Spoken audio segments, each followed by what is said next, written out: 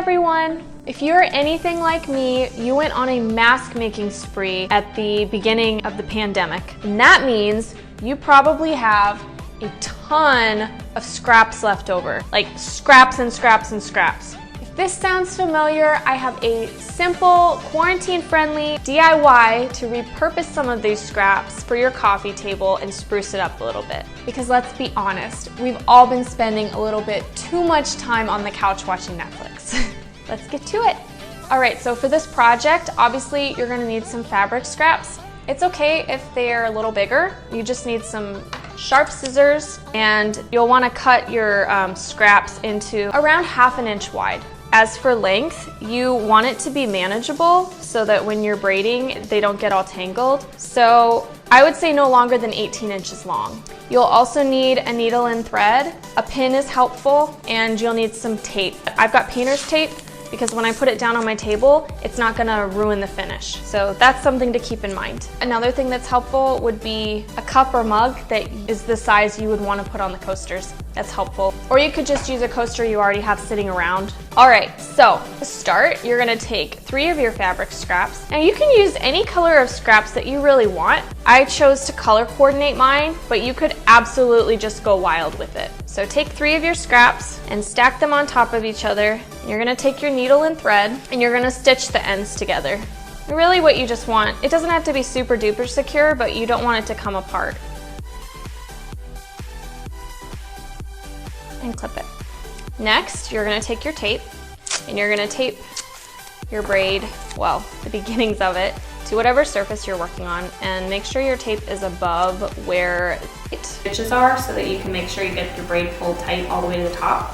For that reason, I leave a little end on it. You could leave a longer end than this. Tape it down to your table and just start braiding. You don't want to make it too tight, but you don't want to make it too loose either. So it's just kind of feeling along and deciding what tension you want to put on your strips while you are braiding. And try to keep the strips from getting tangled while you're doing it. And you'll just braid.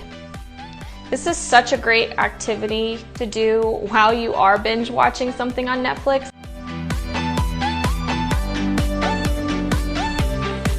So I'm getting almost to the end of one of my strips. When you come about roughly 1 inch from the end of a strip, you are going to want to take another strip. It can be the same color, it can be a different color, whatever. All you have to do is take your new strip and kind of place it on top of the other strip, and you want to fold it towards the center so that the old strip is covering the new strip, if that makes sense. And then you're just gonna keep braiding and make sure you hold that securely, and once it's incorporated into the braid, the other strips are gonna hold it in place and it's not gonna come undone. If you have any selvage edges, this is a great way to hide them because they'll be covered up as you're braiding if you care about that. And you're gonna continue doing this until your braid is a little over 3 feet long, if you want a coaster that's about the size of mine. Otherwise, you can kind of coil it into a coaster shape to estimate how much more you're gonna need. But really, I found that between 3 and 4 feet of length is plenty. Okay, so I have just gotten to the end of my braid. I'm gonna take my pin and just pin the end so that it doesn't come undone while I'm working on this next step. Untape your braid from the table and take the end of it and your needle and thread. I'm actually gonna cut part of this off. Gently manipulate it so that it starts coiling, and you're gonna fold the rough end underneath so that it doesn't show on top. And then I kind of start in the middle. The first few stitches I don't really care what stitch I'm using, but for the rest of it I'm going to use a mattress stitch. And basically in a mattress stitch, what you do is you're gonna come up on the coiled part of my braid, the bottom, and then I'm gonna go down in the part that I'm joining to it, so the loose end of the braid, and pull it through, and then I'm gonna come up again, back on the braid, and then I'm gonna go back down again on the coiled part, on the bottom. And I'm just gonna repeat that over and over again. Your spacing doesn't matter too much. It doesn't have to be super close together. This is a rag rug. It's okay if it's not perfect. You want your stitches to be close enough together, obviously, that you don't have holes in your coil. But this isn't a project that you need to be super picky about that stuff. As you're coiling it up, please make sure that you're not pulling it too tight. You want it to keep it pretty loose. Otherwise, you're gonna wind up with a bowl instead of a coaster.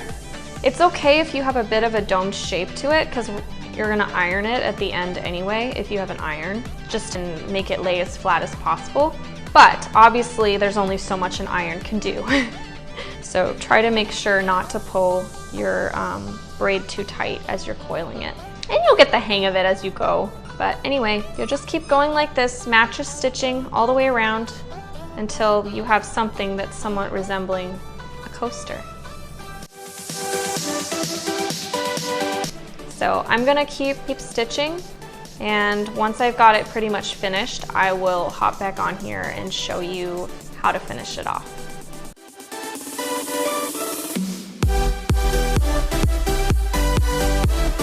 All right, so as you can see, I've pretty much come to the end of the coaster. I have a little bit left. I've already trimmed the ends off and left just a tiny bit extra. So when you get to this far, you're gonna wanna start curving the tail of the braid underneath the body of the coaster. And so you'll just keep stitching, overlapping them a bit, so that ultimately the tail of it's gonna be hidden underneath the coaster. And when you get to the very end, you're going to take your raw edges from the end of the braid, and you're going to fold them underneath the part that you just stitched down, like this. And you'll just hold them down while you stitch around them.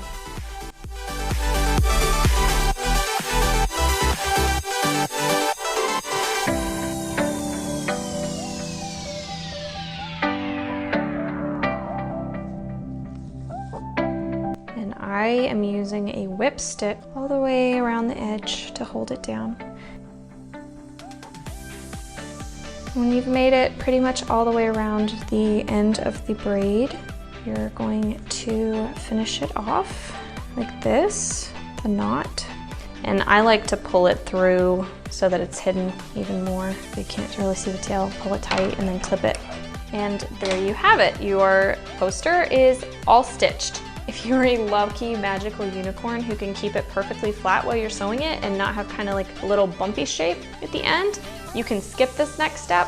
But what I like to do is I like to take my coasters and I like to iron them so that they're perfectly flat. And this also, even if you manage to keep your coil flat, it'll smooth out any of the bumps from the braids, just so that you have a nice flat surface for your drink to sit on.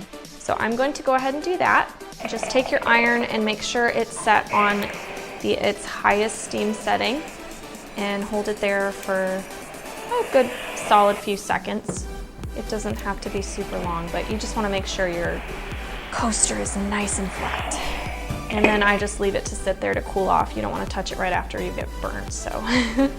And there you have it, adorable little rag rug coasters to add the perfect quirky or farmhouse touch to your home. Make as many as you like and make sure to give this video a thumbs up and comment or share with me on Instagram if you decide to try this craft. I would love to see if you make it. Please subscribe and hit the alert button if you'd like to see more from me in the future, and I will see you in my next video. Bye.